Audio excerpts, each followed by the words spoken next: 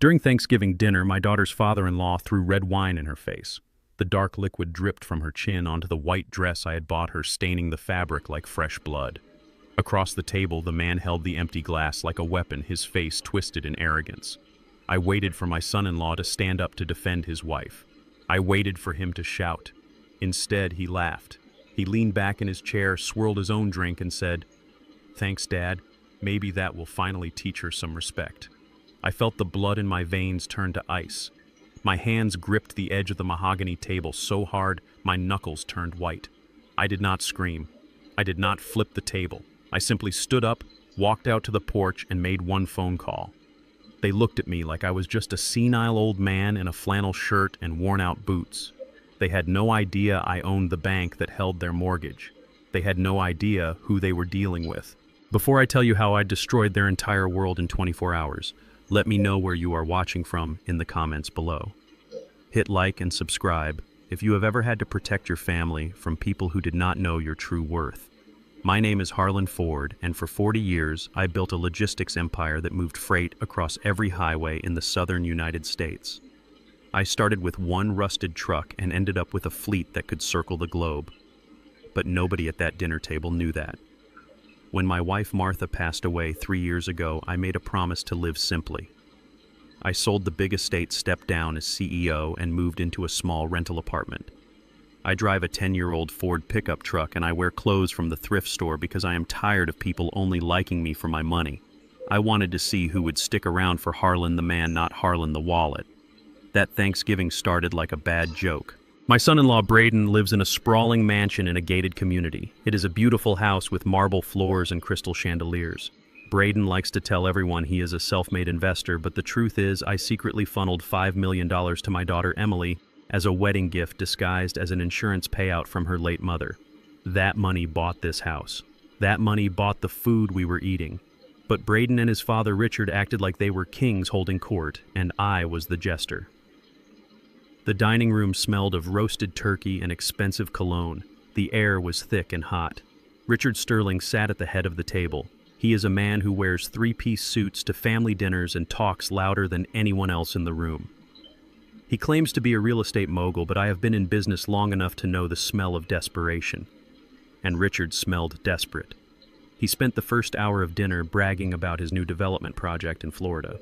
He talked about millions of dollars as if they were pennies, all while looking down his nose at me.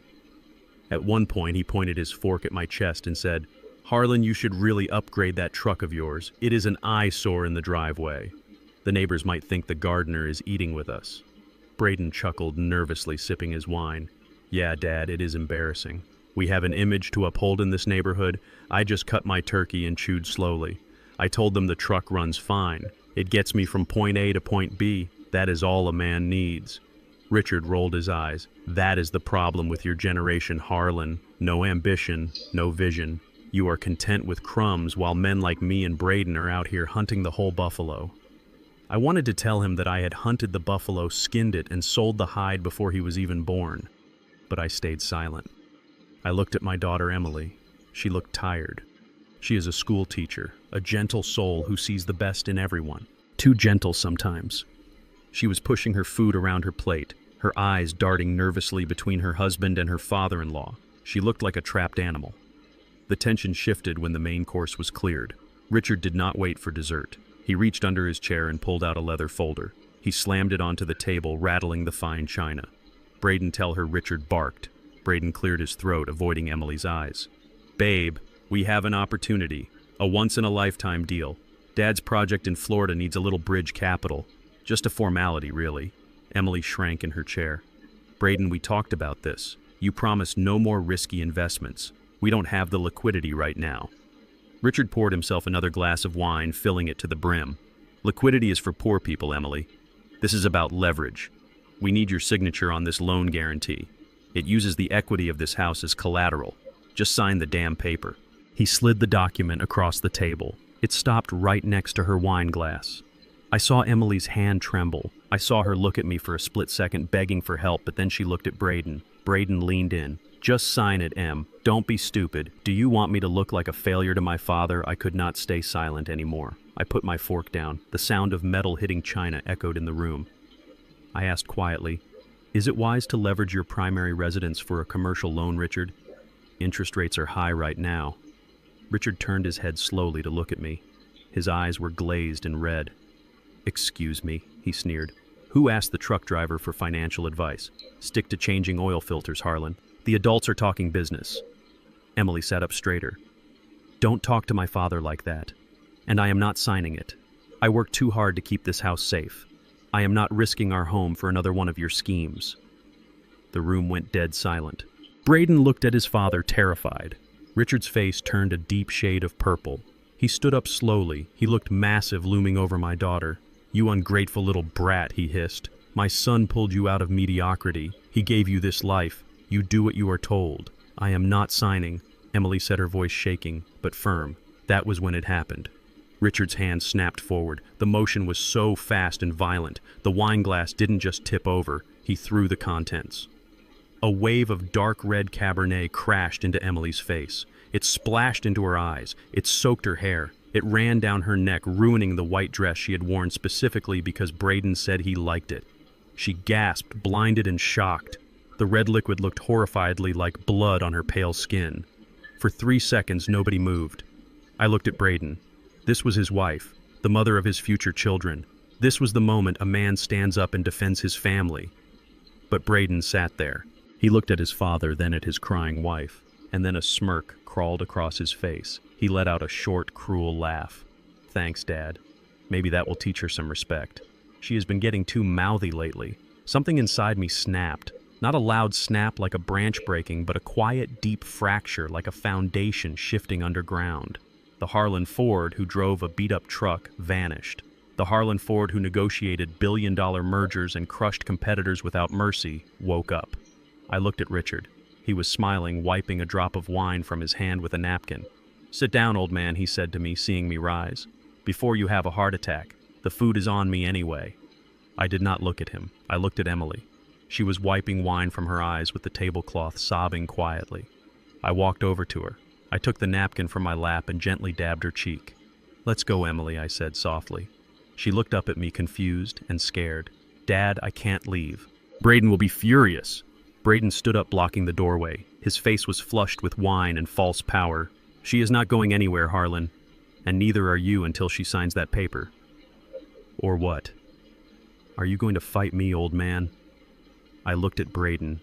I looked at his soft hands that had never done a day of hard labor. I looked at his expensive watch bought with my daughter's money. I am not going to fight you, Braden, I said. My voice was low, steady. It was the voice I used before I fired an entire executive board. I am going to leave, and Emily is coming with me. If you touch her, I will not call the police. I will handle it myself. There was something in my eyes that made him hesitate. He stepped back just an inch. That was enough. I guided Emily toward the door. She was still crying, still shaking.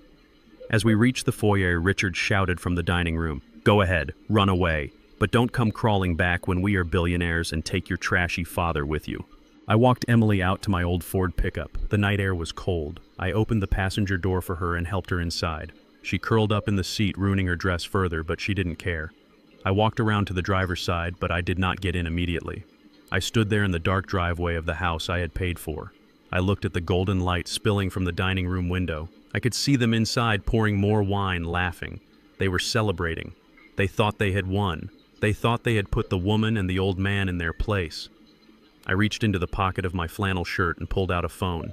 It was not the cheap smartphone I used for family calls. It was a satellite phone, heavy and encrypted. I flipped it open and dialed a number I had not used in 3 years. It rang once.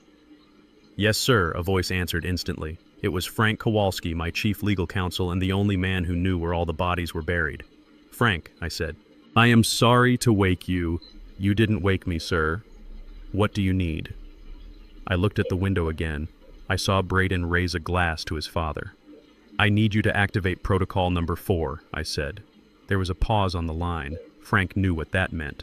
That was the nuclear option, the scorched earth protocol. "Sir, are you sure? That involves freezing assets, forensics, calling in favors from the governor's office." "I am sure," I said. "I want a full audit on Richard Sterling and Braden Sterling. I want to know who they owe money to. I want to know where every cent comes from. And Frank, I want it done by breakfast. Consider it done." I hung up the phone. I took one last look at the mansion. They had 12 hours. 12 hours until the sun came up and their world turned to ash. I got into the truck, started the engine, and drove my daughter away from the monsters. They had made a fatal mistake. They judged the book by its cover, and they were about to find out that this book was written in blood. The suspension of my 1998 Ford F-150 creaked as we hit a pothole on the interstate, but the old truck held steady. That was the thing about this truck and about me. We were both older than we looked, and we were both built to carry heavy loads without breaking down. Beside me in the passenger seat, Emily had finally stopped shaking, but the silence in the cab was heavy. The streetlights flickered rhythmically across her face, illuminating the dark red stain on her dress every few seconds. It looked like a wound that refused to heal. I kept my eyes on the road, gripping the steering wheel. My hands are rough now. The skin is calloused from splitting firewood and changing my own oil. If you looked at these hands today, you would see a gardener or a mechanic. You would never guess that these same fingers used to sign acquisition contracts for shipping lanes in the Panama Canal. You would never guess that this right hand had shaken presidents and negotiated trade deals that kept half the grocery stores in the South stocked with fresh produce. I looked at my knuckles, scarred and weathered, and I thought about Martha. My beautiful Martha. When she passed 3 years ago, she made me promise to stop. She told me, "Harlan, you have spent 40 years building an empire, but you missed the sunsets." She wanted me to rest. She wanted me to find peace in the quiet moments. So I did. I buried the CEO and became just Harlan, the old man who lives in apartment 4B. I thought living simply would protect me from the vipers of the world. I thought if I had nothing, nobody would try to take anything from me. I was wrong. I had forgotten that some men do not need a reason to be cruel. They only need an opportunity. We pulled into the parking lot of my apartment complex. It is a brick building on the edge of town where the rent is cheap and the neighbors keep to themselves. It is not dangerous, but it is certainly not the gated community Emily drove away from. I helped her out of the truck. She winced as her heels touched the cracked pavement. "Come on, honey," I said, guiding her toward the stairs. "Let's get you cleaned up." Inside my apartment, the air smelled of lemon polish and old books. It is a small space. Just a living room, a kitchenette, and 2 bedrooms. The furniture is second-hand but sturdy. I sat Emily down on the beige sofa and went to the kitchen to boil water for tea. My movements were automatic, but my mind was racing, calculating probabilities and leverage just like I used to do in the boardroom. "Dad." Emily's voice was small. She sounded like she was 6 years old again, asking for a glass of water after a nightmare. "Dad, maybe we should go back." I stopped with the kettle in my hand. I turned around slowly. "Go back where Emily? To the house. Braden is going to be so worried." "He didn't mean it, Dad. You know how he gets when he drinks red wine. It just makes him aggressive, but he loves me. He is just under so much pressure with his dad's business. I shouldn't have provoked him." I set the kettle down on the counter with a soft thud. I walked over to the sofa and sat on the coffee table facing her. I looked at my daughter, really looked at her. This was the woman who graduated with honors, who used to debate me on politics until midnight, who ran a classroom of 30 unruly teenagers with grace. And now she was sitting here blaming herself because a man assaulted her. "That is not love, Emily," I said gently. "That is control." And he didn't spill the wine. He threw it. She wouldn't meet my eyes.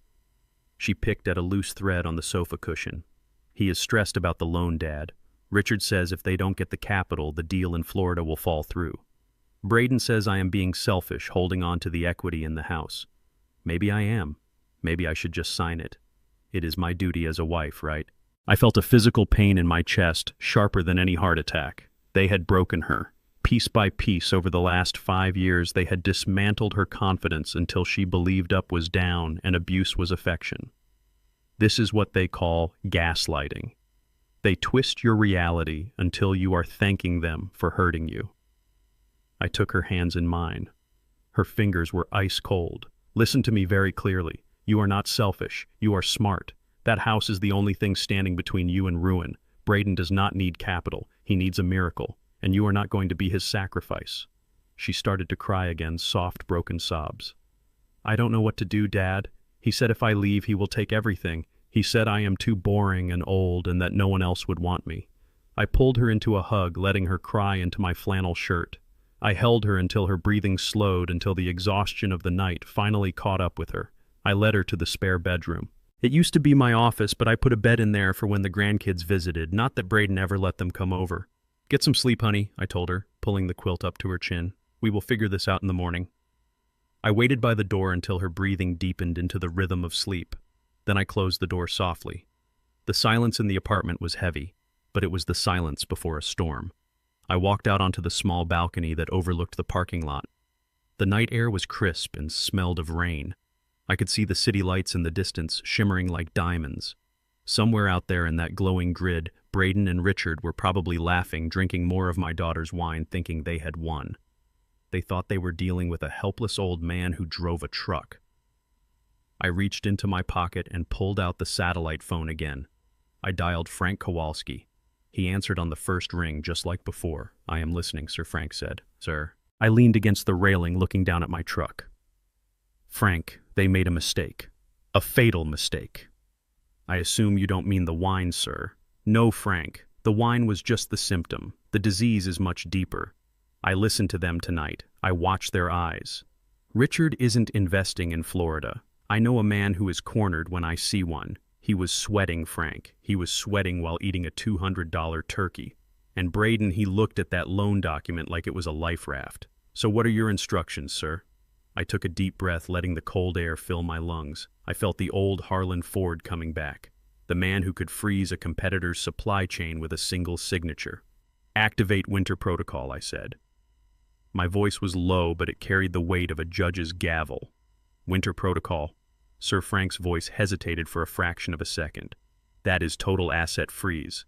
That is aggressive forensic accounting. We haven't used that since the hostile takeover in '99. I know what it is, Frank. I wrote the protocol. I want you to tear their financial lives apart. I want to know every penny they owe to anyone within the next 24 hours. I want to know who holds their debt. I want to know which banks they use. I want to know if they have paid their taxes. I want to know if they have paid their parking tickets." "Understood, sir. I will have the team on it immediately." "And Frank." "Yes, sir. Find out who Richard owes money to outside of the banks. Men like him always have shadow debt. If he is desperate enough to extort his daughter-in-law at Thanksgiving dinner, he is in deep with someone dangerous. Find out who it is, because I am going to buy that debt. You are going to buy his debt, sir." I looked up at the moon hanging pale and cold in the sky. "Yes. By tomorrow night, I want to own Richard Sterling. I want to own the shirt on his back and the air in his lungs. Do it." I hung up the phone and stood there for a long time. My hands were steady now. The trembling was gone. They wanted to play games with my family. They wanted to talk about power and ambition. Fine. I would show them what real power looked like. I would show them that the winter was coming, and I was the one bringing the storm. The morning sun hit the cracked linoleum of my kitchen floor, illuminating the dust motes dancing in the air like tiny suspended lies. I sat at the small formica table, nursing a mug of black coffee that tasted like mud compared to the artisanal blends my daughter was used to drinking. Across from me, Emily sat huddled in one of my oversized flannel shirts, her phone clutched in her hand as if it were a lifeline. It had been buzzing incessantly since 6 in the morning. I watched her face transform. The fear from the night before was fading, replaced by a confusion that broke my heart. This is how the poison works. It does not kill you instantly. It paralyzes your instincts first. It makes you doubt your own eyes. "Answer it," I said softly. "Put it on speaker." She looked at me, her eyes wide and red-rimmed. "Dad, I don't want to fight with him." "You won't have to fight him, honey. Just listen. Listen to what he says, not how he says it." She swiped the screen and set the phone on the table. Braden's voice filled the small kitchen. It was smooth, practiced the voice of a man who could sell sand to a nomad. "Babe, finally. I have been worried sick. Where are you? Please tell me you are not still at your dad's place." "I am here, Braden," Emily whispered. A heavy sigh came through the speaker. "Look, I am sorry about last night, okay? It got out of hand. But you have to understand Dad is under a lot of pressure with this merger." He didn't throw the wine, Emily. He was gesturing and the glass slipped. It was an accident. You know he has that carpal tunnel in his wrist. I took a sip of my coffee to keep from spitting it out. Carpal tunnel. Arpol. The man played golf 3 times a week, and honestly, Braden continued, his voice dropping to a conspiratorial whisper. Your dad really blew it out of proportion. I mean, dragging you out of there like that. It was embarrassing, Em. He is getting old. I think he is starting to lose his grip on reality a bit. He was acting paranoid, senile almost. He is not senile. Emily defended me, but her voice lacked conviction. He lives in a shack, Emily. He drives a truck that belongs in a junkyard. He doesn't understand our world. He doesn't understand high finance or the stress of closing a multi-million-dollar deal. He sees danger where there is only opportunity. He is just a scared old man, and he is making you scared too. I sat there stone-faced. I let the insults wash over me. I needed Emily to hear this. I needed her to hear him dismiss her trauma as a clerical error. Come home, babe, Braden said. Dad is willing to overlook the disrespect. He loves you. He just wants us to secure our future. This deal in Florida, it is the golden ticket. If we miss the filing deadline because you are sulking at your dad's apartment, we are going to lose everything. Do you want to be the wife of a billionaire, or do you want to be counting coupons like your father? Emily looked at me. I saw the wavering in her eyes. I saw the desperate need to believe him. It is easier to believe your husband is stressed than to accept he is a monster. It is easier to believe your father is old and confused than to face the reality that you married a predator. I will come home, Emily said softly. Great. Hurry. We need to get that paperwork signed by noon to make the wire transfer deadline. I love you, babe. Drive safe. The line went dead. The silence that followed was heavy and suffocating. Emily stood up and started gathering her things. She avoided my gaze. I have to go, Dad, she said. He is right. I overreacted. Richard wouldn't hurt me intentionally. And Braden, he is just trying to build us a future. I stood up slowly. My knees cracked. I did not block her path. I did not shout. If I forbade her from going, she would run to him just to prove her independence. That is how the trap works. They isolate you by making your protectors look like the controlling ones. Emily, I said, walking her to the door. You are a grown woman. You make your own choices. I know you don't like him, Dad. It is not about liking him. It is about the math, and the math doesn't add up. But listen to me. I reached out and held her shoulders, looking deep into her eyes.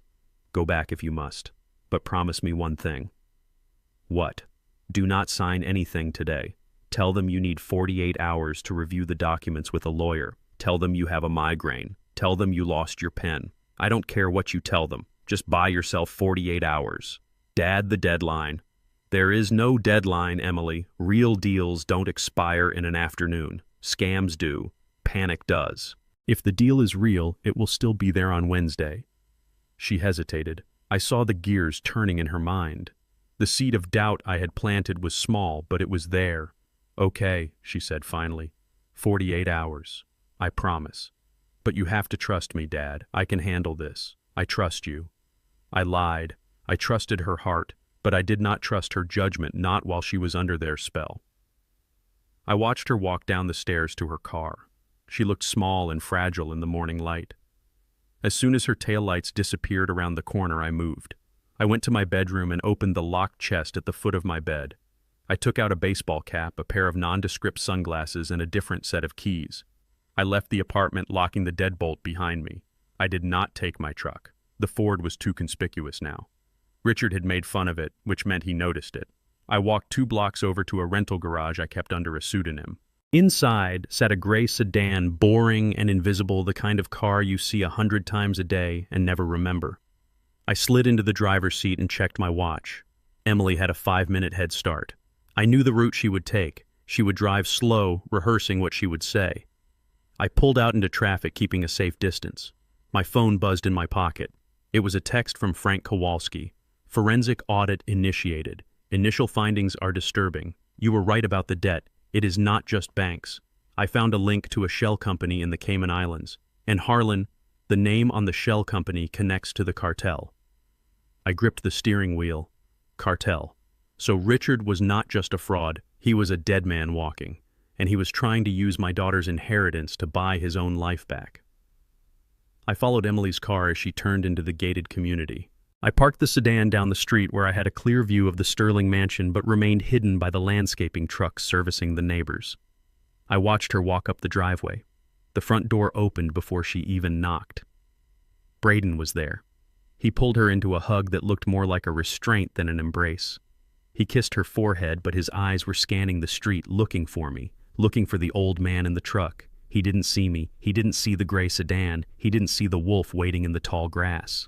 They went inside, and the heavy oak door slammed shut. I felt a surge of nausea. She was back in the lion's den, but this time she wasn't alone. I tapped the steering wheel, waiting for the next update from Frank.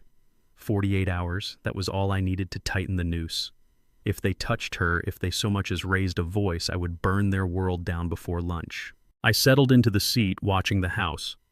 Watching for shadows in the windows, waiting for my turn to move. The game had changed. They were playing for money. I was playing for blood. I sat in the back booth of the Rusty Spoon, a 24-hour diner on the industrial side of town where the coffee tasted like battery acid and the waitress called everyone sugar without looking them in the eye. It was the kind of place where men in work boots ate silence along with their eggs, and nobody asked why an old man was staring at the door like a hawk. I fit right in.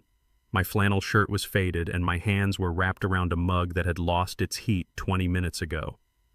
At exactly 9 o'clock, the bell above the door chimed. Frank Kowalski walked in. He had traded his usual three-piece Italian silk suit for a nondescript windbreaker and a navy baseball cap pulled low. To anyone else, he looked like a retired cop or a long-haul trucker on a layover. To me, he looked like the only weapon I had left. He slid into the booth opposite me without a word, placing a battered laptop bag on the cracked vinyl seat. Frank did not order coffee. He did not ask how I was sleeping. He simply unzipped the bag and spun a laptop around so I could see the screen. The glow of the monitor illuminated his face, revealing the deep lines of a man who had pulled an all-nighter. "It is worse than we thought," Harlan Frank said, his voice barely audible over the hum of the refrigerator unit behind the counter. I dug deep. I bypassed their public filings and went straight into the back end of their transaction history. I had to call in a favor from a contact at the Treasury Department to decrypt some of these wire transfers. I leaned in, squinting at the spreadsheets. Rows and rows of numbers, most of them in red. I know how to read a balance sheet. I have read thousands of them. But this was not a balance sheet. This was an autopsy report. "The Sterling Group is not a development firm," Frank continued, pointing a thick finger at a column of negative numbers. "It is a ghost ship. They have no assets, Harlan. No land in Florida, no commercial permits in Texas. The high-rise project they bragged about last Christmas, it does not exist. They never even bought the land." I looked up at him. "So where is the money coming from?" "They drive Porsches. They eat caviar. Braden bought a $50,000 watch last month." Frank tapped the screen. "It is a Ponzi scheme, Harlan. A classic textbook Ponzi. They take money from new investors promising 20% returns and use it to pay off the dividends for the old investors. They skim the cream off the top to fund their lifestyle. But the well has run dry. Recruitment has slowed down. They haven't brought in a new whale in 6 months. I felt a cold anger settling in my gut. They were not just bad businessmen, they were thieves. They were stealing from retirees and doctors and teachers, selling them dreams made of smoke.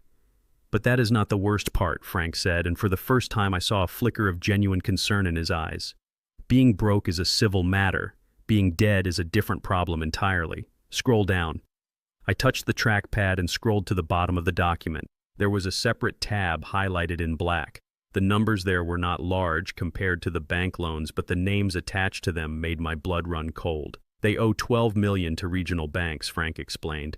"That is standard corporate debt. The banks will sue them, seize their cars, and ruin their credit score. But this $5 million right here."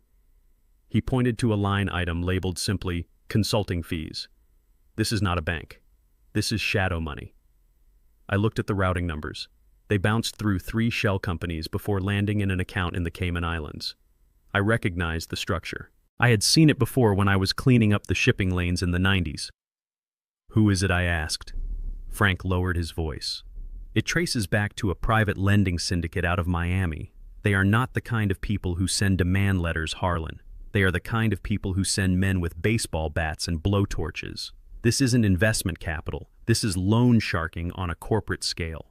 Richard Sterling borrowed $5 million at 40% interest to plug the holes in his Ponzi scheme, hoping he could land one big deal to pay it back.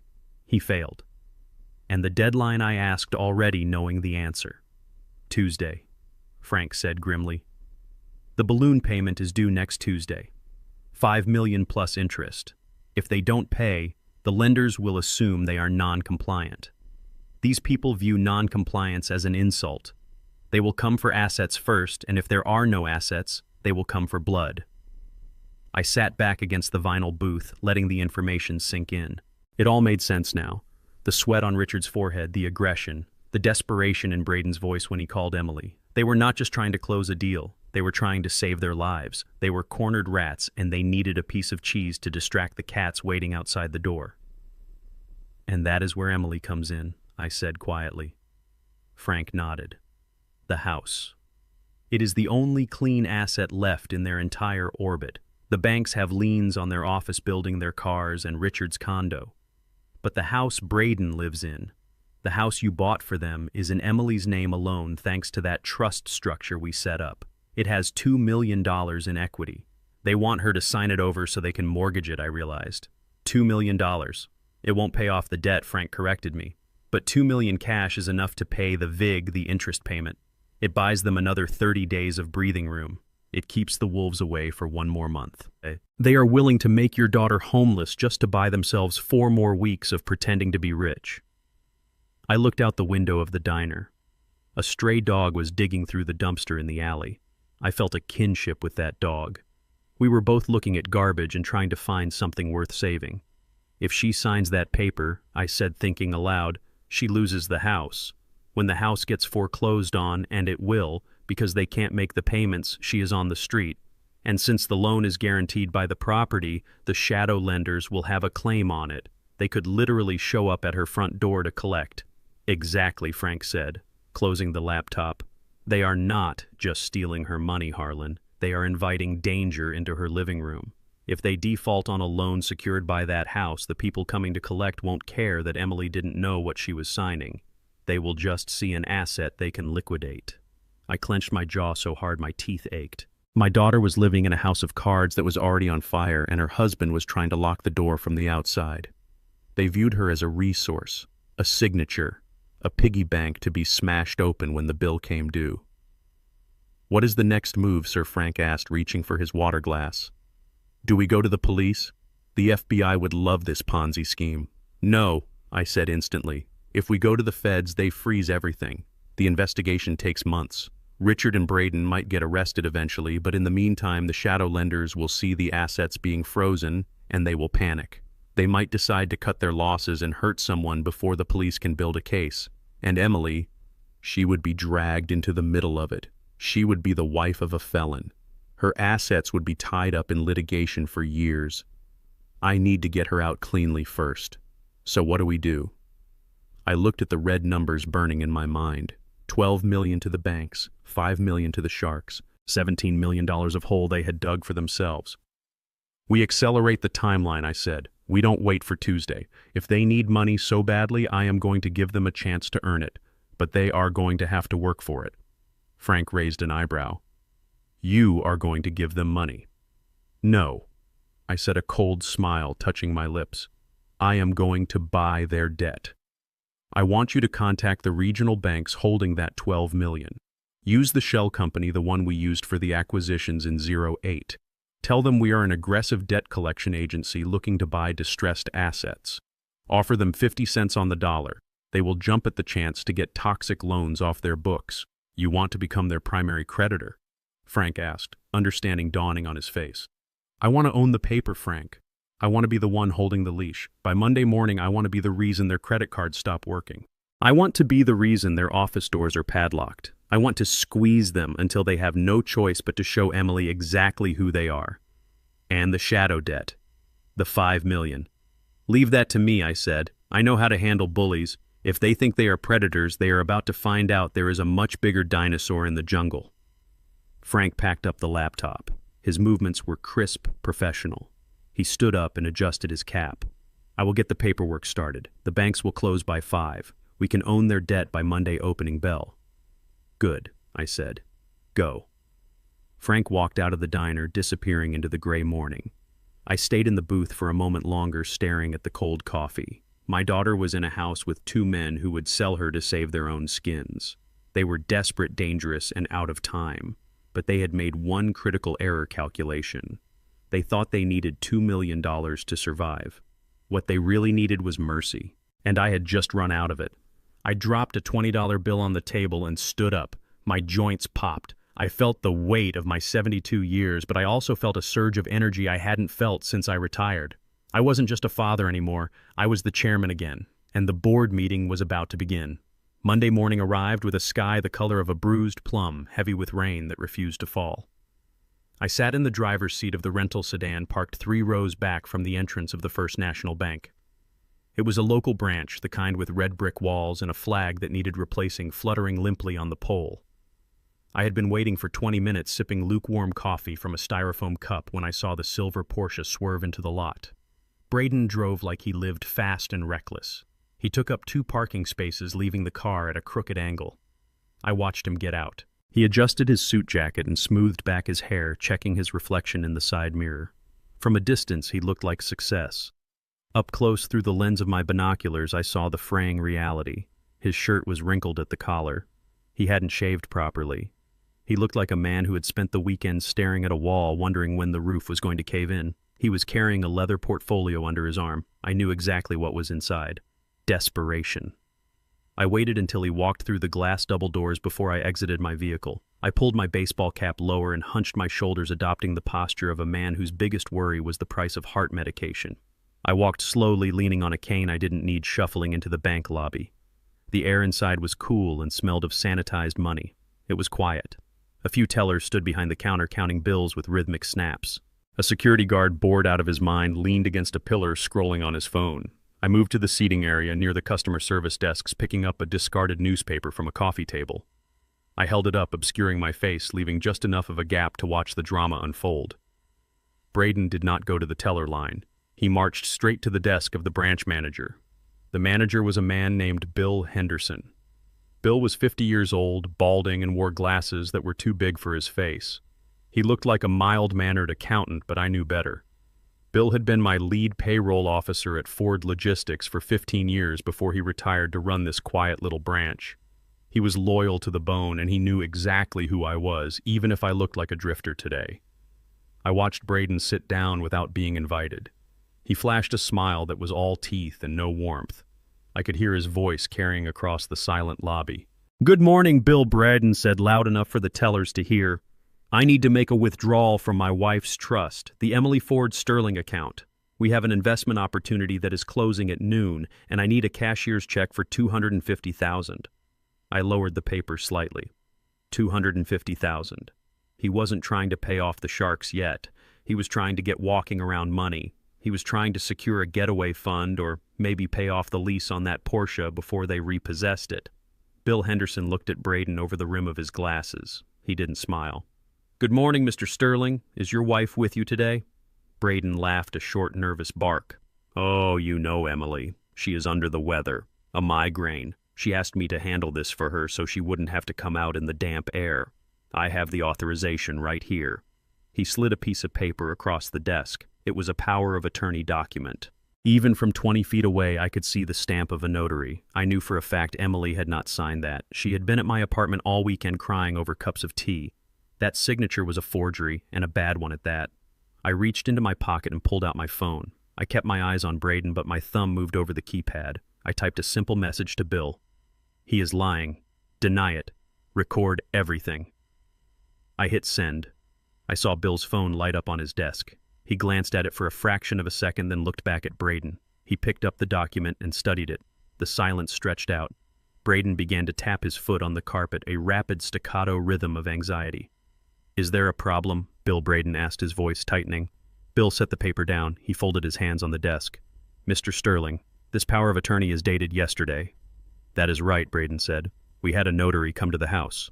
Sunday service. Cost me a fortune." "I see," Bill said calmly.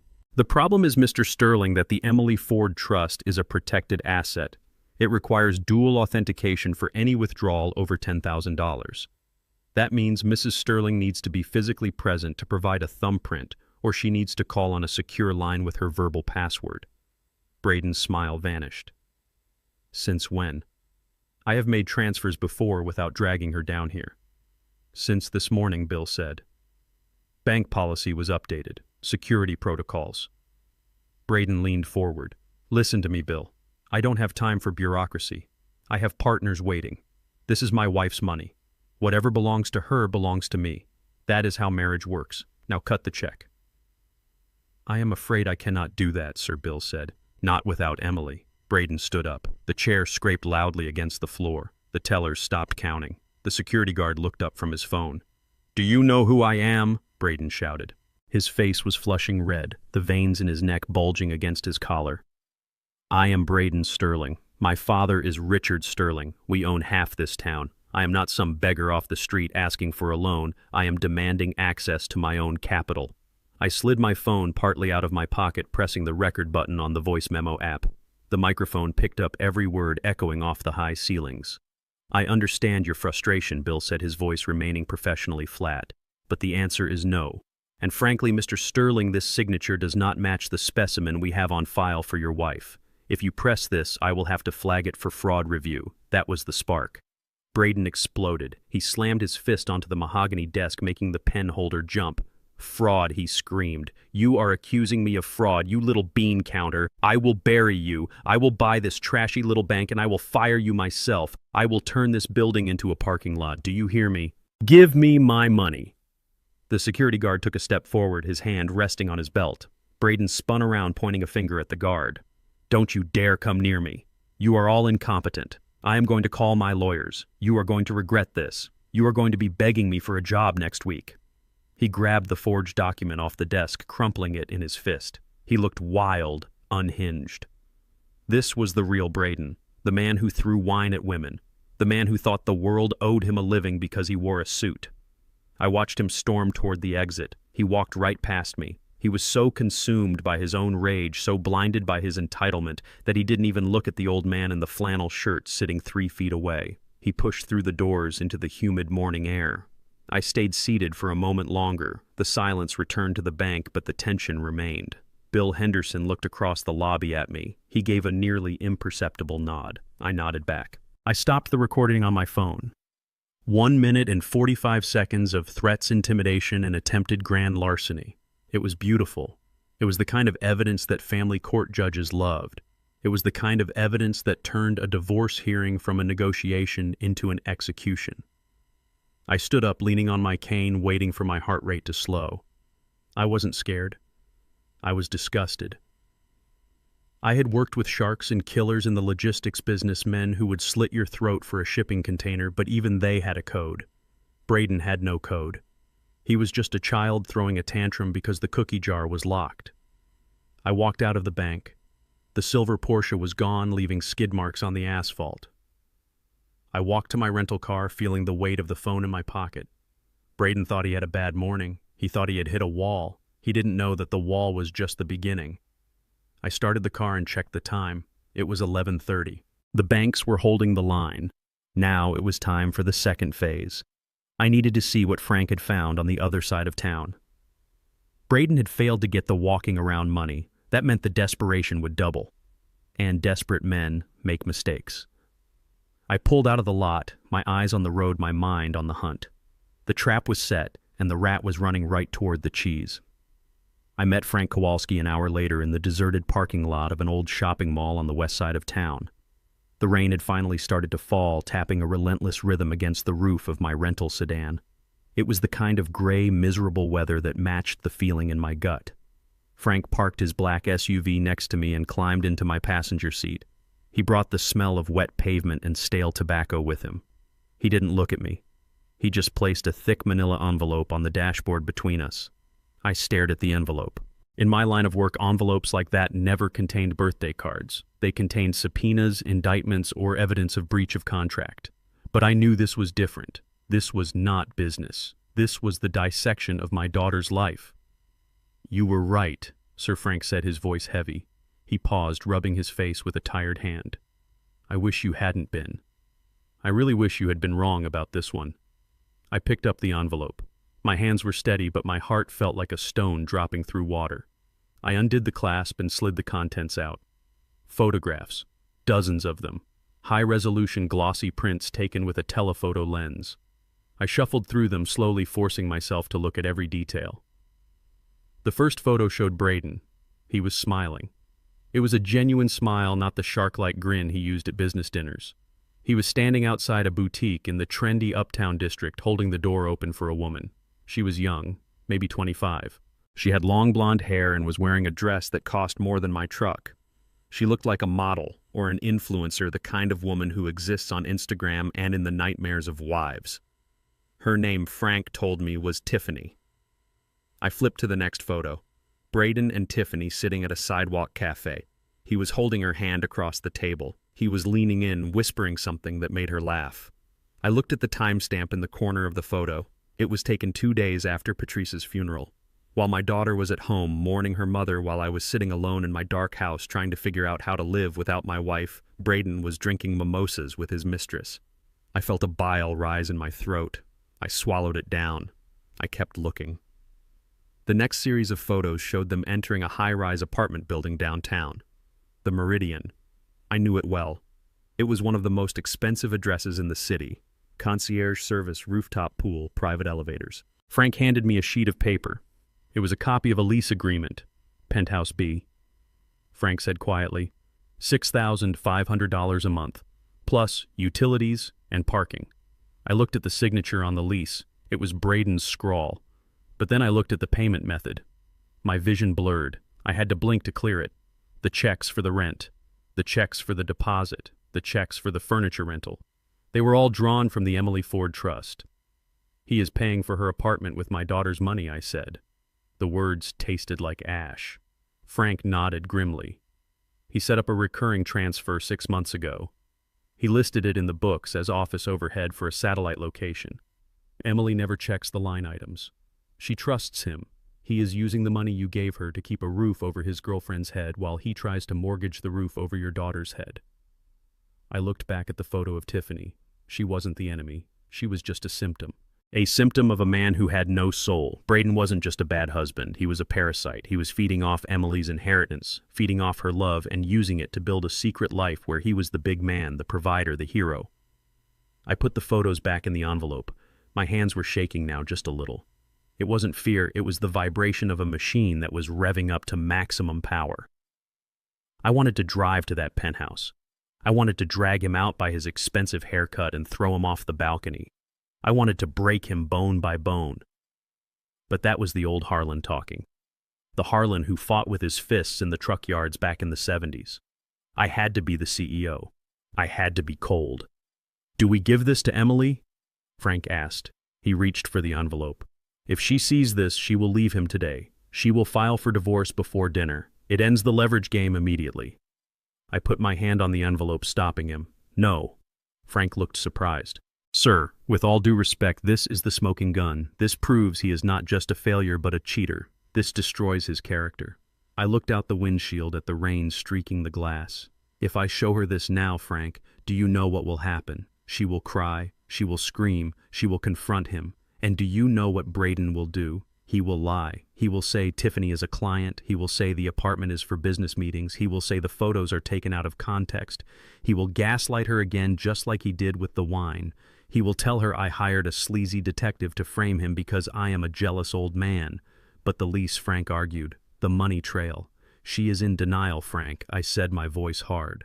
"Denial is a powerful drug. If I force her to look at this before she is ready, she might hate me for destroying her illusion. She needs to see it with her own eyes. She needs to hear it from his own mouth. She needs to catch him when he thinks he is safe." I thought about the wiretap I had planned. I thought about the party. "We are not going to save him," I said. "We are going to let him save himself right into a grave. We are going to let him think he is winning. We are going to let him think he has fooled everyone. Because when a man thinks he is untouchable, that is when he makes the mistake that hangs him." Frank sat back in his seat. He nodded slowly. "You want to orchestrate the reveal." "I want a total collapse," I said. "I don't want a divorce where they split assets and he walks away with half. I want him destroyed. I want him to lose the money, the reputation, the girl, and the wife all in the same hour. I want him to stand in the rubble of his life and know that it was his own arrogance that lit the fuse." "So what do I do with these?" Frank asked, gesturing to the envelope. "Keep them," I said. "Scan them, back them up. We will use them in court later to ensure he doesn't get a dime of alimony. But for now, they stay buried. I looked at the time. It was early afternoon. Braden had struck out at the bank. Now he would be desperate. He had a mistress to impress, a father to pay off, and a wife he couldn't control. The pressure cooker was building. "He is going to come for me, Frank," I said. He tried the bank. That didn't work. Now he is going to remember the only other asset he thinks he can squeeze. He is going to remember the old man. You think he will come to your apartment. I know he will. And Richard will be with him. They are running out of options. They are going to come to beg or threaten or steal. And I need to be there when they do. I opened the car door, letting the wet air rush in. Keep the pressure on the banks, Frank. Make sure every credit card they have declines by sunset. Make sure their gas cards don't work. Make sure they can't even buy a pack of gum without a decline code. I want them to feel the walls closing in. Consider it done, sir. I stepped out into the rain. I didn't feel the cold. I felt the heat of the fire I was building. I watched Frank drive away, then I got back into my rental car. I drove back to my shabby apartment building. I parked the sedan 2 blocks away and walked the rest of the distance, getting soaked to the bone. I needed to look pathetic. I needed to look beaten. I climbed the stairs to my apartment and unlocked the door. I sat in the dark living room and waited. I looked at the photo of Patrice on the mantel. "I am sorry you have to see this, honey," I whispered to the empty room, "but sometimes you have to burn the field to save the farm." I didn't have to wait long.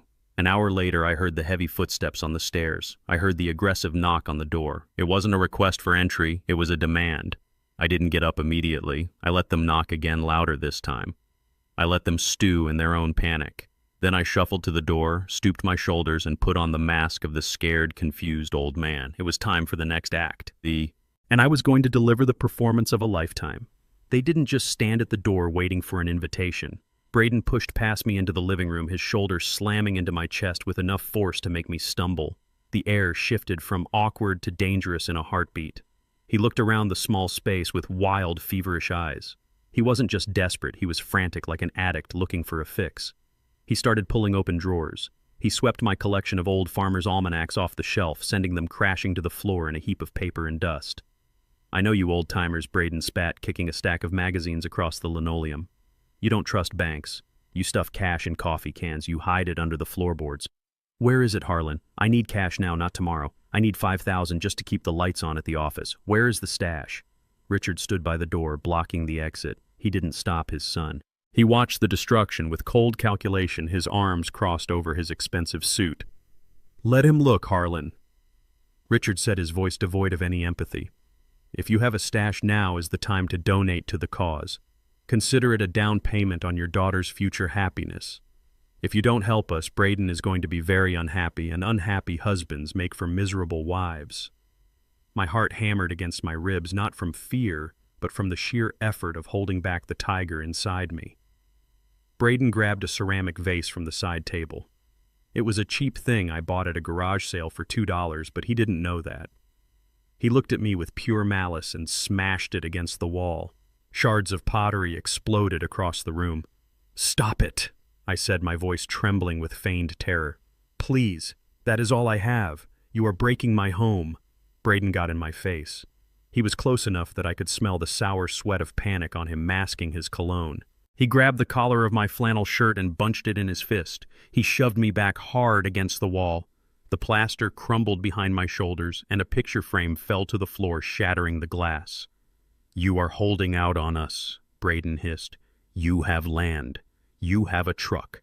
You must have something. Do you know what happens to me if I don't pay the vigorish by midnight? They are going to come for me, Harlan. And if they come for me, I am going to make sure Emily feels every bit of that pain. I will make her life a living hell. I will make her wish she had never met me." I looked at his fist gripping my shirt. I imagined breaking his wrist. It would be so easy. A simple twist of torque and leverage, a move I learned 40 years ago on the loading docks. I could drop him to his knees in 3 seconds. But I couldn't. Not yet. I had to let him dig the hole deeper. I had to let him incriminate himself fully. The tiny camera hidden in the smoke detector above us was capturing every frame of this assault. "I don't have cash," I wheezed, acting the part of the frail victim, allowing my knees to buckle slightly. "I only have the land. Please let me go." Braden released me with a shove. I slumped against the wall, rubbing my neck. He looked at his father, breathing hard, his chest heaving. "He is useless, Dad. We are wasting time. We need to liquidate the house. We need to forge her signature if she won't give it. We can find a notary who will look the other way for $500. We will not discuss felonies in front of witnesses, Richard snapped sharply. But he looked at me, and I saw the dark intent in his eyes. They were considering it. They were past the point of morality. They were considering crime. That was the moment I knew there was no redemption for them. I had given them a chance to ask for help with dignity. Instead, they chose violence. They chose theft. They chose to assault an old man in his own home. I straightened my shirt slowly. I looked at the broken vase and the shattered picture frame on the floor. "You didn't have to do that," I said softly. "I will do whatever I have to do," Braden said, turning his back on me, dismissing me as a threat. "We are leaving.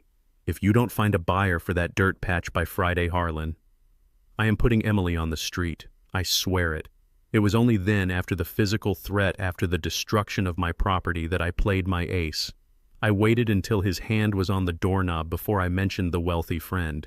I needed them to think they had bullied me into it. I needed them to think their violence had worked. I needed them to walk into that party feeling invincible so their fall would be absolute. It was 1 o'clock on Monday afternoon when the first domino fell. I was sitting in my armchair in the darkened living room of my apartment, staring at the rain streaking against the window pane. My phone sat on the small side table next to a cup of cold tea. When it finally buzzed, the sound was like a gunshot in the silence. It was Frank. The text was short and brutal. "The asset purchase agreement is signed. We own the paper. $12 million in senior secured debt from 3 regional banks. The transfer is complete." I picked up the phone. I didn't text back. I dialed. Frank answered immediately, his background quiet, meaning he was likely in his private office, the war room where he dismantled companies for breakfast. "It is done then?" I asked. "It is done," Sir Frank replied. "Your shell company North Star Holdings is now the primary creditor for the Sterling Group. We hold the mortgage on their commercial properties, the liens on their equipment, and the personal guarantees Richard signed to secure the operational lines of credit." "Good," I said, leaning back. My heart rate didn't even spike. This was business. This was just mechanics. "Now execute the acceleration clause." Frank hesitated for a beat. "Sir, if we accelerate now, we are demanding full repayment of the principal immediately. They don't have the cash. This will trigger a default event across all their other liabilities. It is called a cross default. It will lock them out of everything." "I know what it is, Frank," I said, my voice steady. "I wrote the clause into my own contracts 40 years ago. Do it. Declare them in default. Flag the accounts for suspicious activity. I want their liquidity to freeze instantly. I want every card in their wallet to turn into a piece of useless plastic." "Understood. Initiating the freeze now." I hung up. I closed my eyes and visualized what was happening 5 miles away. I knew Richard Sterling's schedule because men like him are creatures of habit and vanity. On Mondays, he had lunch at the Capitol Grill. It was the most expensive steakhouse in the city, the kind of place where deals were made over martinis and wedge salads. He would be there right now, probably with a potential investor or a junior partner trying to project an image of unshakable wealth. I imagined the scene. Richard laughing too loud, his napkin tucked into his collar, ordering a bottle of wine he couldn't afford. He would be feeling confident, thinking he had bullied Emily into submission, thinking the money was coming. Then the check would arrive. At 2:15, my phone buzzed again. It wasn't Frank this time. It was a notification from the bank monitoring software Frank had installed to track the Sterling accounts. Alert transaction declined. Merchant, the Capitol Grill. Amount $412. I smiled. It had begun. I could see it in my mind's eye. The waiter returning to the table holding the black folder with an apologetic grimace. He would lean in whispering so the other diners wouldn't hear. "I am sorry, Mr. Sterling. The card was declined." Richard would flush red. He would bluster. He would say it was a mistake, a banking error. He would pull out another card. The platinum one. The one he used to buy his suits. Alert transaction declined. Merchant, the Capitol Grill. Then the corporate card. The one backed by the business assets I now owned. Alert transaction declined. 3 strikes. The humiliation would be absolute. He would have to call Braden or dig for cash or worse, leave his guest to pay the bill. For a narcissist like Richard, that wasn't just an inconvenience, it was a mortal wound. By 3 o'clock, the panic would have shifted from the restaurant to the mansion. I imagined Richard speeding home, his hands shaking on the steering wheel of his leased Mercedes. He would be calling the bank, screaming at some low-level customer service representative who couldn't tell him anything because the accounts had been flagged by the fraud department of a holding company that didn't technically exist on public records. I sat there in my quiet apartment and waited. I knew the rhythm of financial collapse. First comes the confusion, then the anger, then the terror. At 4 o'clock, the phones would start ringing. When you default on a primary loan, it triggers a chain reaction. The automated systems at the leasing companies for their cars would get a ping. The insurance companies would get a notification. The credit monitoring agencies would light up like a Christmas tree. I checked the monitor Frank had set up for me on my tablet. It showed the communication logs for the Sterling Group's office lines. The activity bars were spiking red. Incoming call. Incoming call. Incoming call. They were getting hit from all sides, vendors they hadn't paid in months, the power company, the private club where they held their memberships. Everyone smells blood in the water at the same time. I pictured Braden in that big hollow house. He would be pacing the marble floors, his expensive shoes clicking nervously. He would be trying to log into the online banking portal. Access denied. Account frozen. Please contact your branch administrator. He would try the Cayman accounts, the shadow money, but he couldn't move it. Even if he had access, those transfers take time, and right now he didn't have time. He had a lifestyle that burned $20,000 a month just to keep the lights on, and suddenly he couldn't buy a gallon of milk. At 5 o'clock, Frank called me back. The first phase is complete, Sir Frank said. We have successfully blocked all outgoing wire transfers. We have placed liens on the personal vehicles. And the Sheriff's Department has been notified of the intent to repossess the commercial assets within 48 hours. How are they reacting, I asked. They are frantic. Richard has called the bank president 12 times in the last hour. He is threatening to sue. He is threatening to call the governor. He is sounding unhinged. Good, I said. And the shadow lenders, the ones in Miami. That is the interesting part, Frank said. Since we froze the assets, the automatic interest payment that was scheduled to go out to the shell company today, it bounced. I let out a low breath. That was the match in the powder keg. They missed a payment to the cartel, I said. Yes, sir. And people like that do not care about banking errors. They see a bounced payment as a sign of disrespect. Richard is going to be getting a very different kind of phone call very soon. This was dangerous. I knew that. By squeezing Richard, I was putting him in the crosshairs of violent men.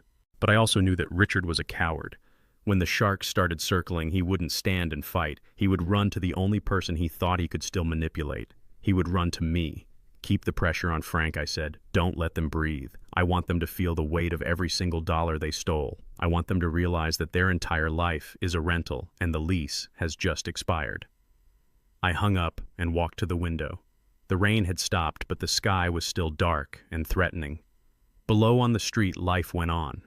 People were coming home from work worrying about dinner, worrying about bills. They had no idea that a financial execution was taking place just a few miles away. I thought about Emily. She was probably at the house right now watching her husband and father-in-law unravel. She would be scared.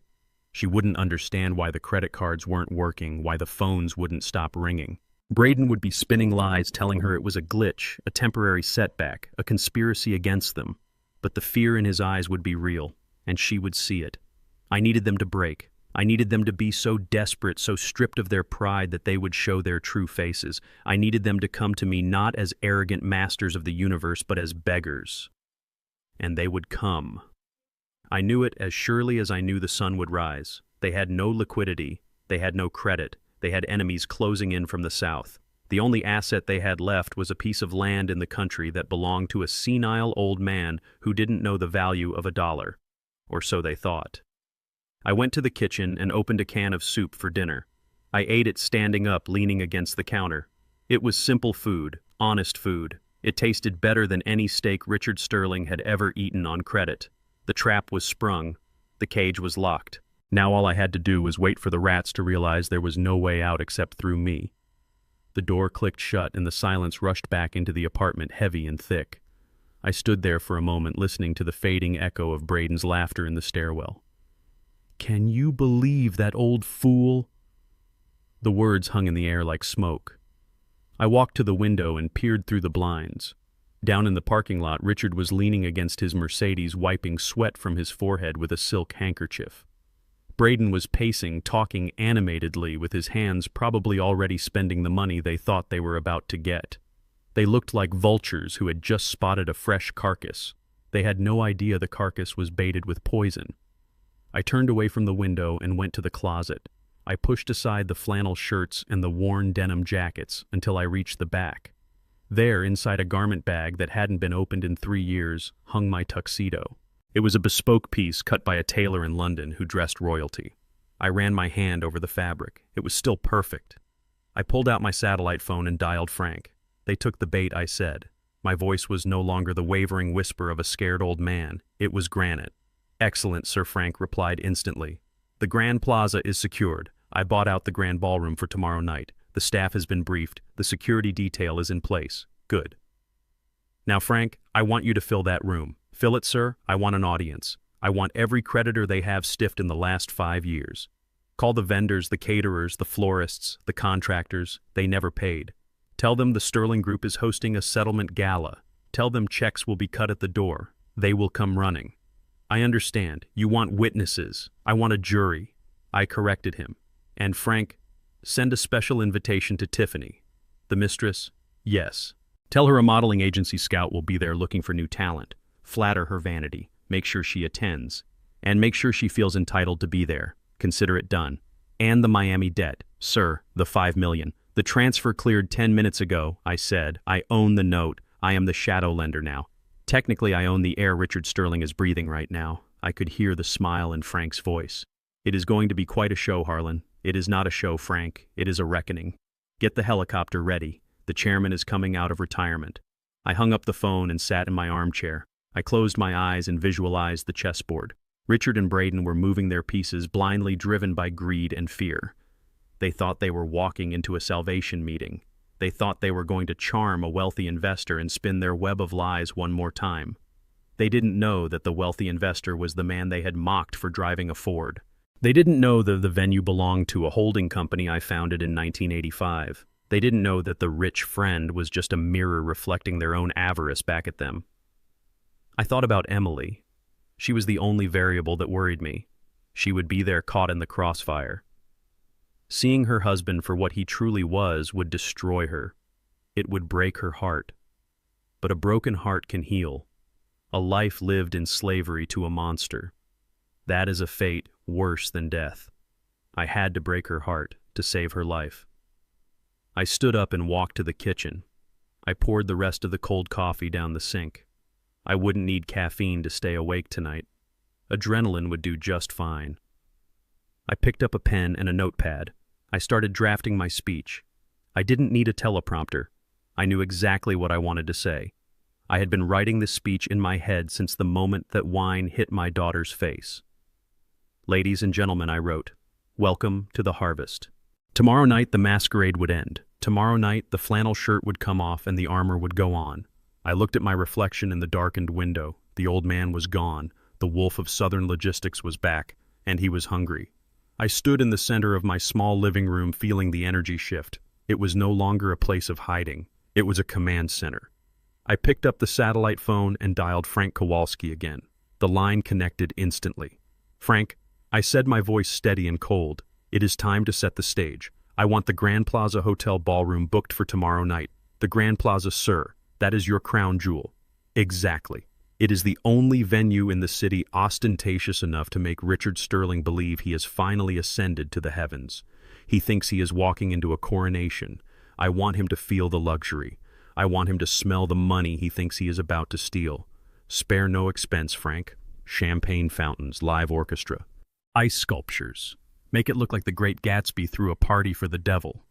"Understood, sir." "And the guest list.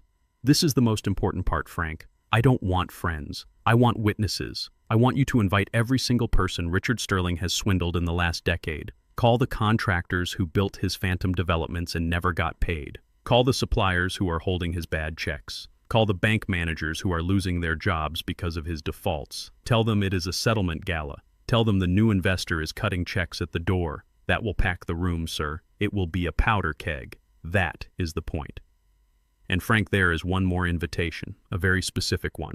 I want you to reach out to the modeling agency that represents Tiffany, Braden's mistress. The same. Tell them a wealthy benefactor is looking for a face for his new luxury brand. Offer her triple her usual rate to attend as a brand ambassador. Tell her she needs to look stunning. Tell her the man making the hiring decision will be there, and his name is Braden Sterling's silent partner. That is diabolical, sir.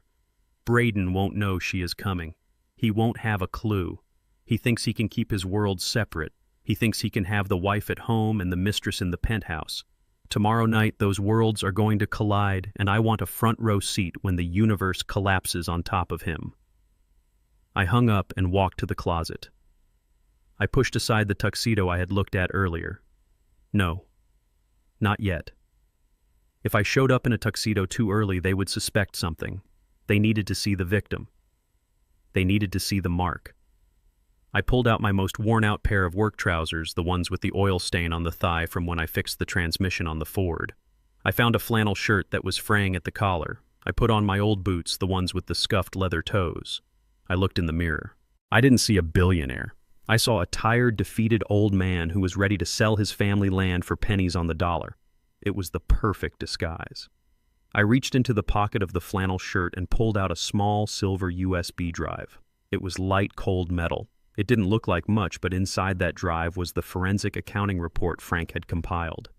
Every wire transfer to the Cayman Islands, every forged signature, every bounced check. It was the nail in Richard's coffin and the key to my daughter's freedom. I slipped it back into my pocket right next to my heart. Now, I had one last call to make. The hardest one. I dialed Emily's number. She answered on the first ring, her voice tight with anxiety. "Dad, did they come see you? Braden said they were going to talk to you." "They did, honey," I said, keeping my voice calm. "They made me an offer. They want me to sell the farm." "Oh, Dad, you shouldn't have to do that. That land means everything to you. It is just dirt, Emily." "You are what matters." I told them I might know someone, a friend from the old days who made it big. I told them he might be willing to invest. Really? Who? Just an old acquaintance. He is hosting a party tomorrow night at the Grand Plaza. I convinced Richard and Braden to come. I told them I could get them an introduction. The Grand Plaza. That is incredibly fancy, Dad. Are you sure? I am sure.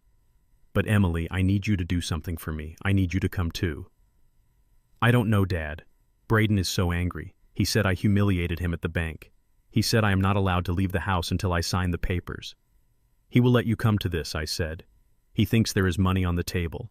He will want you there to look like the supportive trophy wife. He will want to show off. But listen to me closely, Emily. This is vital. I am listening. When you come tomorrow night, I want you to wear the white dress, the one Richard ruined. Dad, I can't. It is stained. It looks terrible. Clean it as best you can, but wear it. It is a symbol, Emily. It reminds them of what they did, and it reminds you of who they are. And when you are there, do not say a word. Do not sign anything. Do not defend them. Do not apologize for them. Just watch. Watch what, Dad? Watch the truth come out. I promise you, honey, by the time the dessert is served, you will never have to be afraid of them again. Just trust me one last time. There was a long silence on the line. I could hear her breathing shaky and scared. But underneath the fear, I heard the steel I knew was there, the steel she got from her mother. Okay, Dad, I trust you. I will be there.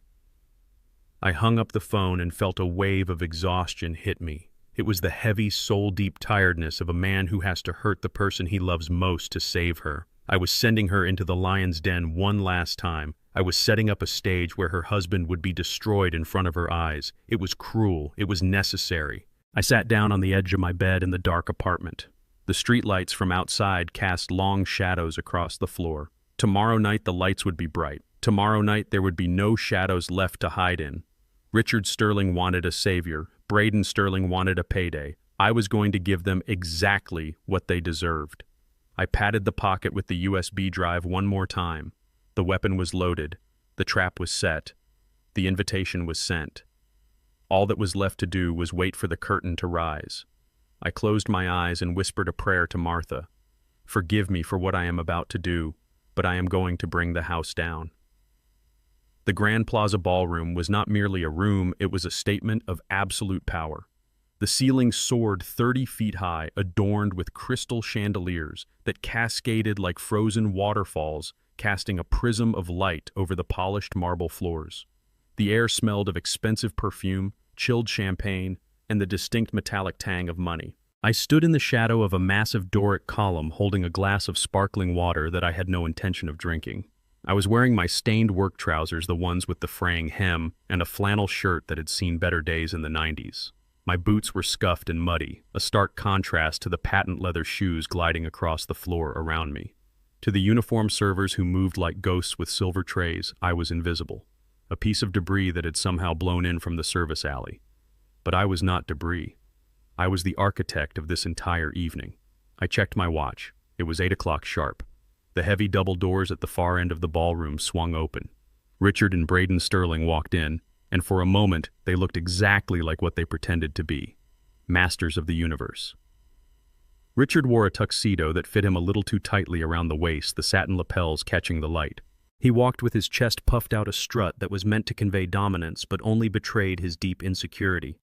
Braden was a carbon copy of his father, slick and shiny with hair that had been sculpted into submission. He wore a smile that looked painted on a mask of confidence that did not quite reach his eyes. And between them, walking like a prisoner to the gallows, was Emily. My heart clenched in my chest. She was wearing the white dress just as I had asked. The stain from the red wine was still there, a dark, jagged scar running down the fabric like an old wound. She had tried to clean it, but some things do not wash out. She kept her head down, her shoulders hunched inward as if she were trying to make herself smaller. She looked terrified. She looked ashamed. She looked like she wanted the marble floor to open up and swallow her whole. Seeing her like that fueled the fire in my gut, turning it from a simmer to a roaring blaze. They spotted me almost immediately. It is hard to miss a man in work clothes at a black tie gala. Braden nudged Richard and pointed toward my corner. I saw the look on their faces. It wasn't concern, it wasn't embarrassment, it was amusement. They thought I was the court jester come to entertain the kings. They walked over to me trailing a cloud of musk and arrogance. Richard's voice was loud, booming across the quiet murmur of the nearby guests. "Well, look who decided to show up. I didn't know they let the help in the front door." He laughed, a short barking sound that grated on my nerves. He turned to a group of men standing nearby. I recognized them. They were wealthy contractors, men I had done business with for 30 years. Men who knew exactly who I was and who respected the code of silence I had asked for. "Gentlemen," Richard announced, gesturing at me with a manicured hand. "This is my daughter-in-law's father. Poor old Harlan. We try to take care of him, but he insists on playing in the dirt. He is basically our gardener. A charity case, really, but family is family, right?" The contractors didn't laugh. They looked at Richard with eyes like flint. They held their drinks steady, their expressions unreadable. They knew I had signed the checks that built their companies. They knew I could buy and sell Richard Sterling 10 times over before breakfast. But they stayed silent because they knew the game. They were waiting for the signal. Braden stepped forward, shaking his head with mock pity. "You look terrible, Harlan. Did you sleep under a bridge last night? You are embarrassing, Emily. Look at her. She is mortified." I looked at my daughter. She was trembling. She grabbed my arm, her fingers digging into my bicep with desperate strength. "Dad, please," she whispered, her voice cracking. "Let's go. This is a mistake. They are laughing at us. Everyone is staring. I can't do this. I can't stand here and let them humiliate you like this." I put my rough hand over hers. I felt the fine bones of her hand shaking beneath my skin. I didn't move. I didn't flinch. I planted my feet on the ground I owned. "Stay, Emily," I said. My voice was low, a rumble in my chest that only she could hear. "You promised me. The play hasn't even started yet. You don't walk out during the overture." "But Dad, look at them," she pleaded, tears welling in her eyes. "They are winning. They always win. Nobody wins until the game is over," I said. "Just watch." Richard and Braden lost interest in taunting me. They had bigger prey to hunt. They needed money, and they needed it tonight. I watched them move away from us, heading toward the center of the room like sharks scenting blood. Richard zeroed in on Arthur Penhaligon, the owner of the largest concrete supply firm in the state. Arthur was a man who hated unpaid invoices more than he hated taxes. I knew for a fact that Richard owed him $200,000 for a foundation that was never poured. I watched the interaction unfold like a slow-motion car crash. Richard clapped Arthur on the shoulder, laughing too loud, his smile stretching wide. Arthur didn't smile back. He didn't even turn his body. He just stared at Richard's hand on his shoulder until Richard slowly, awkwardly pulled it away. I saw Richard's lips move fast, manic pitching the deal, talking about the great opportunity, about the millions to be made. Arthur shook his head once sharply. He said something short, something brutal. Then he turned his back on Richard, completely engaging in conversation with the woman next to him. It was a dismissal so absolute it was almost physical. Richard stood there for a moment, blinking, his smile faltering. He looked confused. He adjusted his tie and moved to the next group. Braden was having no better luck. He tried to charm the vice president of the regional bank, a woman named Sarah who had denied his credit line extension just that morning. He approached her with his signature grin, opening his arms for a hug. Sarah took a step back. She held up a hand, palm out, stopping him in his tracks. She spoke a few words, her face icy and professional, then walked away, leaving him standing alone in the middle of the dance floor. They were radioactive. They were walking through a crowd of people who knew they were dead men walking. The smell of failure was on them, and in high society, failure is contagious. No one wanted to be seen talking to the Sterlings. No one wanted to be associated with the sinking ship. I watched the sweat start to break out on Richard's forehead again. The confident strut was turning into a frantic pacing. He loosened his bow tie. He grabbed a glass of champagne from a passing tray and downed it in one gulp. They couldn't understand it. They were wearing the right clothes. They were in the right room. They were using the right buzzwords. Why wasn't the magic working? They didn't realize that the man in the flannel shirt standing in the corner had already poisoned the well. They didn't realize that every person in this room was here to watch the execution, not to save the condemned. Emily watched them too. Her grip on my arm loosened slightly. She saw the rejection. She saw the way the room bent away from her husband. "Dad," she whispered. "What is happening? Why is no one talking to them?" "Because money talks, Emily," I said. "But debt screams. And right now they are screaming louder than anyone else in the room." Richard was looking around wildly now. He was looking for the host. He was looking for the wealthy friend I had promised. He scanned the room, his eyes darting past me, looking for someone in a tuxedo, someone who looked like a savior. He didn't see him. He only saw faces that were closed and cold. Braden came up to his father. I could see them arguing in hushed tones. Braden pointed at his watch. Richard wiped his face with a napkin, his movements jerky and agitated. They were running out of time. They were running out of options. And then the atmosphere in the room shifted again. A hush fell over the crowd near the entrance. I looked over. She had arrived. Tiffany walked into the ballroom looking like a vision. She was wearing a shimmering gold dress that clung to every curve, a dress that was designed to be looked at. Her hair was a cascade of perfect blonde waves. She held her head high, looking around with the entitlement of a woman who had been told she was the guest of honor. Braden was across the room, his back to the door, arguing with a waiter about a drink. He didn't see her. He didn't see the final nail in his coffin walking toward him in 6-inch heels. I felt a cold satisfaction settle in my chest. The stage was set. The players were in position. The trap was about to snap shut. I turned to Emily. "Do you see that woman over there?" I asked, pointing to Tiffany. Emily squinted. "The woman in gold." "Yes." "Who is she?" I didn't answer. I just watched Braden turn around. I watched the color drain from his face as he locked eyes with his mistress across the crowded room. I watched his mouth open in a silent, wordless horror. "Just watch," I told my daughter. "The show is about to get very interesting." Braden moved across the ballroom floor with a speed born of pure panic. He intercepted Tiffany halfway between the entrance and the bar. He did not hug her. He did not kiss her cheek. He grabbed her upper arm with a grip that I knew from experience would leave a bruise. It was the same way he grabbed my daughter. He steered her forcefully toward the heavy velvet curtains that separated the main ballroom from the small private alcove used for telephone calls and hushed negotiations. He thought he was being discreet. He thought the noise of the orchestra and the chatter of the crowd masked his movements. He did not know that 3 hours ago I had taped a high-fidelity listening device to the underside of the marble side table in that exact alcove. I touched Emily's shoulder gently. "Come with me," I said. She looked at me, her eyes still wet with tears of humiliation.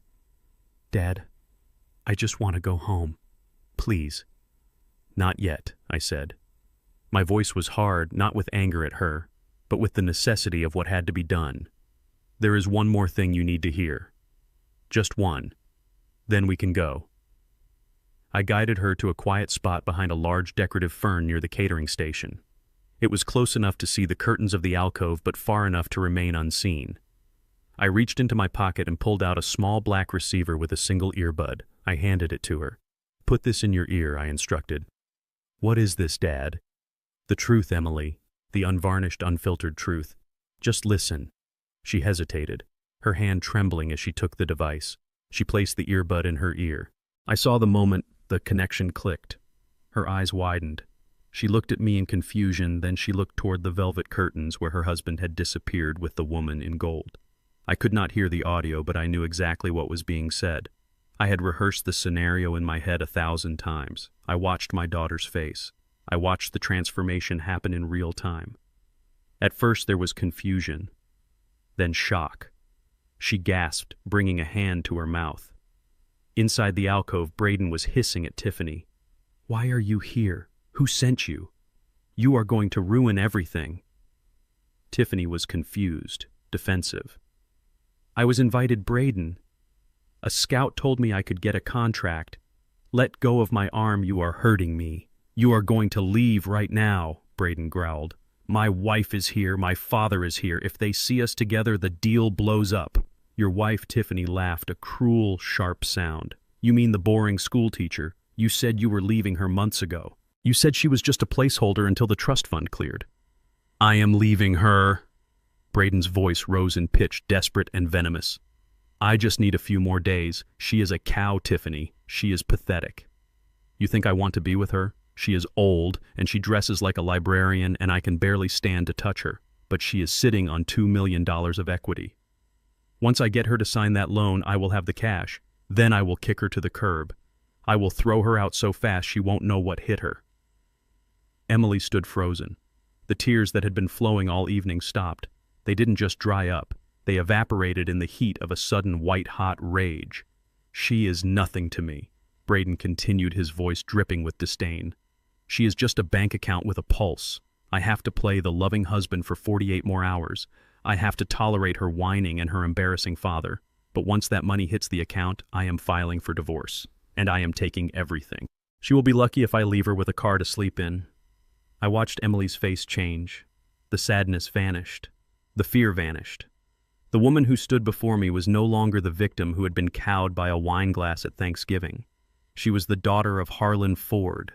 She was the blood of a man who built an empire from dust. Her jaw set, her spine straightened, her eyes, which had been soft and pleading, turned into flint.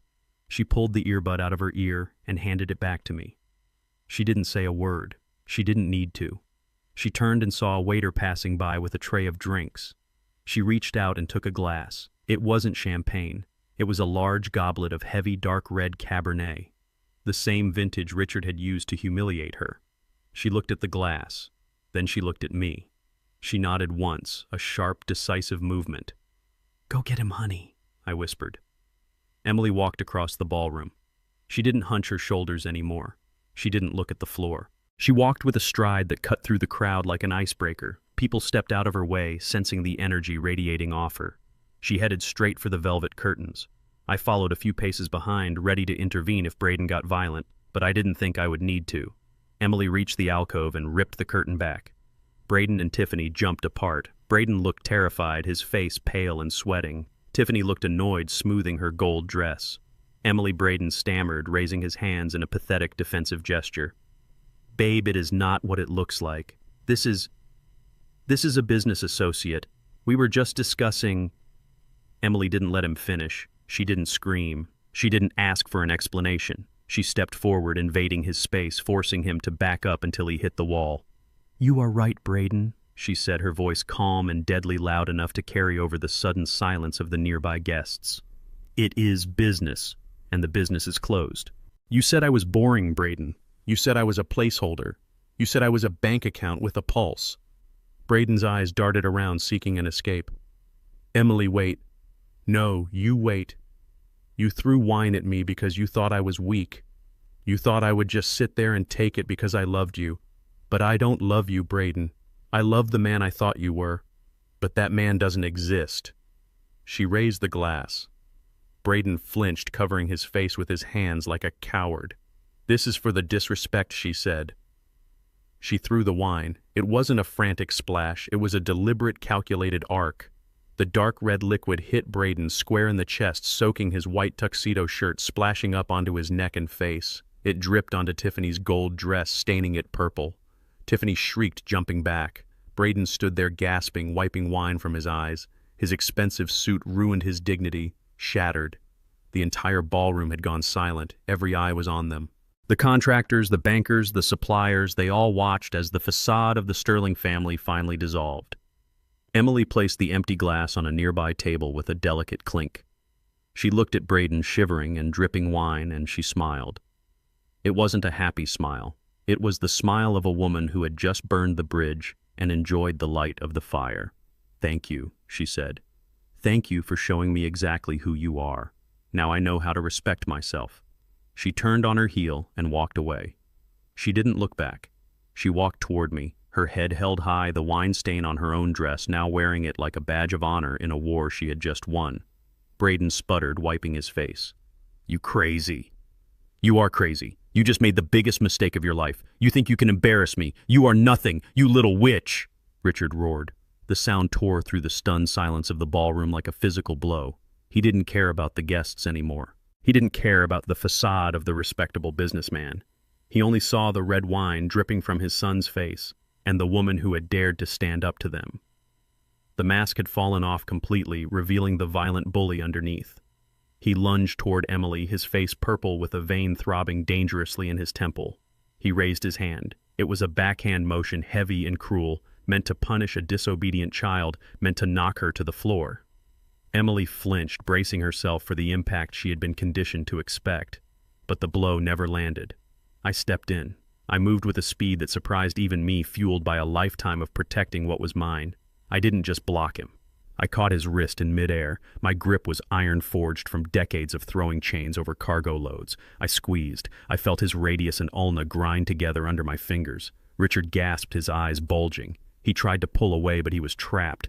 He looked at me, and for the first time he didn't see a gardener. He saw a wall. "Don't you ever raise a hand to her," I said. My voice was a low growl that vibrated in the air between us. "Not today, not ever." I shoved him back. He stumbled, losing his balance on the polished marble, nearly tripping over his own expensive shoes. He caught himself on a high-top table, knocking over a vase of white roses. Water and petals spilled across the floor, mixing with the wine. It was chaos. It was messy. It was perfect. Richard straightened his jacket, his chest heaving. He looked around the room, desperate to regain control, desperate to turn the narrative back in his favor. He pointed a shaking finger at me. "Security!" he screamed again, his voice cracking. "Get this trash out of here. This man is a liar. He promised us an investor. He promised us a savior." He turned to the crowd of contractors and bankers, spreading his arms wide in a plea for validation. He told us he knew a billionaire. He told us he could save our deals. "Look at him. He is a fraud. He dragged us here to humiliate us. Where is your rich friend, Harlan? Where is this phantom investor? He doesn't exist. You are nothing but a sad, lonely old man playing make-believe." I stood calmly in the center of the storm. I let him scream. I let him empty his lungs. I let everyone in the room see exactly how unhinged Richard Sterling truly was. Then I raised my right hand high above my head. I snapped my fingers once. The sound was sharp like a pistol crack. The reaction was instantaneous. The house lights, which had been dimmed for ambiance, cut out completely, plunging the room into a heavy twilight. The hum of the conversation died. The air conditioning seemed to stop. Then a single beam of light cut through the darkness. It didn't search the room. It fell directly on me. It was blindingly white, illuminating the tuxedo I wore beneath the open flannel shirt. From the shadows of the stage, a man walked forward. It was Marcus, the general manager of the Grand Plaza. I had hired Marcus 20 years ago when he was a bellhop. He was loyal, efficient, and knew exactly how to play his part. He walked to the microphone stand, his footsteps echoing in the silence. He adjusted the mic. "Ladies and gentlemen," Marcus said, his voice smooth and commanding, booming through the surround sound system, "it is my distinct privilege to correct a misunderstanding." Richard froze. Braden, who was still wiping wine from his eyes, looked up. Mr. Sterling Marcus continued, looking directly at Richard. You asked for the investor. You asked for the man who holds the keys to this city. You asked for the owner of the venue you are currently standing in. Marcus gestured toward me with a sweeping bow. Please rise and show respect for the chairman of the board, the founder of Ford Logistics, the owner of North Star Holdings, Mr. Harlan Ford. The silence that followed was not empty. It was heavy. It was the sound of 300 people holding their breath at the same time.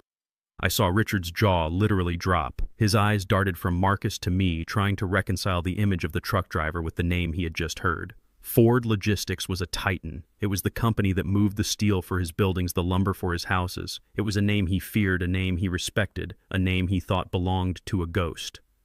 Braden looked like he had been shot. His face went from red to a sickly shade of gray. He looked at his wife, then at me, and the realization hit him like a physical blow. The money, the house, the trust fund, it all came from me. I walked toward the stage. I didn't shuffle. I strode. I tossed the flannel shirt onto the floor, leaving it there like a discarded skin. I adjusted my cufflinks. They were gold engraved with the Ford family crest. I climbed the stairs to the stage. Marcus stepped aside, bowing his head. I took the microphone. It felt cold and heavy in my hand, a familiar weight. I looked out at the sea of faces. I saw the contractors nodding slowly, smiling now that the game was revealed. I saw the bankers looking at their phones, realizing who had bought the debt. I looked down at Richard and Braden. They stood alone in the center of the spotlight, exposed and small. "Hello, Richard," I said. My voice filled the room, calm and amplified. "I believe you were looking for capital." I reached into my pocket and pulled out the silver USB drive. I held it up so the light caught it. "You asked for a savior?" I continued. "But you didn't check the name on the door. You spent years mocking the man who paid for your dinner. You spent years belittling the hand that fed you. You thought because I drove a Ford and wore denim that I was beneath you." I took a step closer to the edge of the stage, looking down at them like a judge from the bench. "You forgot the first rule of business, Richard. Never judge a book by its cover, especially when that book owns the library." I motioned to the screen behind me. A projector hummed to life. The spreadsheet Frank had compiled appeared on the massive wall behind the stage. It was a sea of red numbers.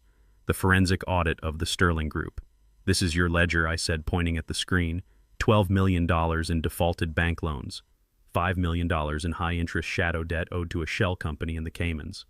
Richard was shaking his head, mouthing the word no over and over again. "You missed a payment yesterday, Richard," I said. "To the Cayman account. You thought that money was owed to a cartel. You thought you were dealing with criminals." I paused, letting the tension build until it was unbearable. "You were wrong. You weren't borrowing from the cartel. You were borrowing from North Star Holdings. You were borrowing from me." A gasp went through the room.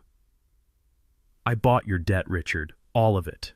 Every dime you owe to the banks, every dime you owe to the private lenders, it all belongs to me now. I am your primary creditor.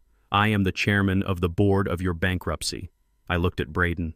He was trembling so hard the wine on his shirt was shaking.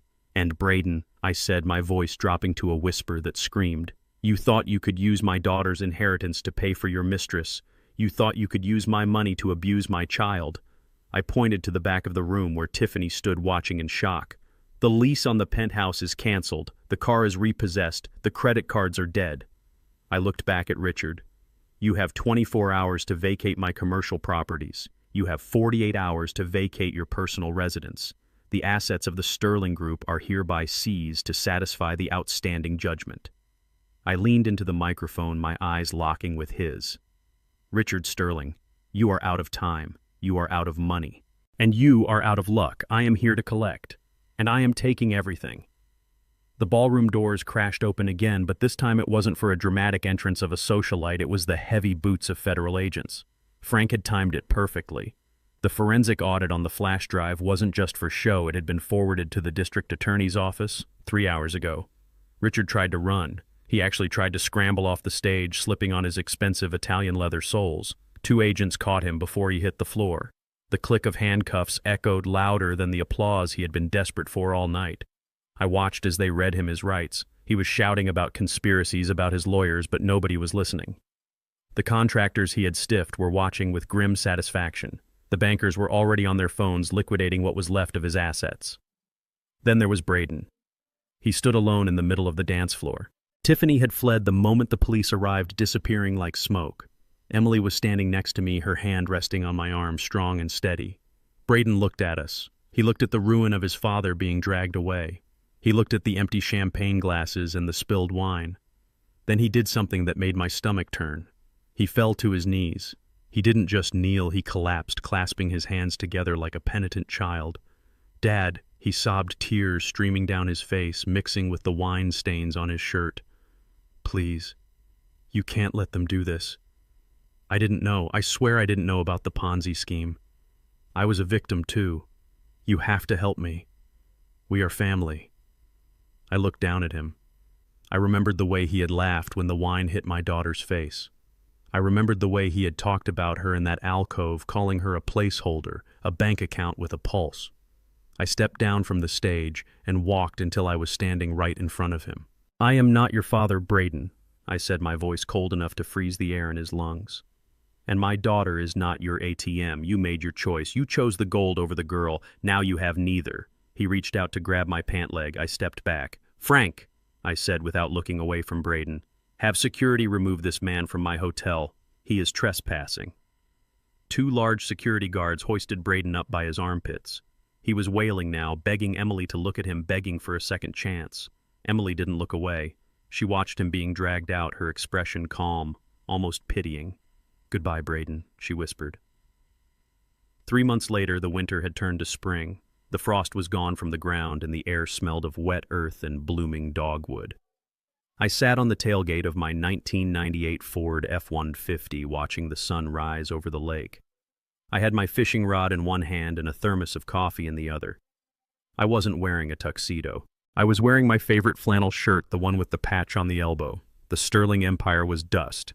Richard was awaiting trial in a federal detention center, facing 20 years for wire fraud and racketeering. Braden had declared personal bankruptcy. The last I heard, he was working at a car wash on the south side, scrubbing rims on cars he used to lease. Emily had flourished.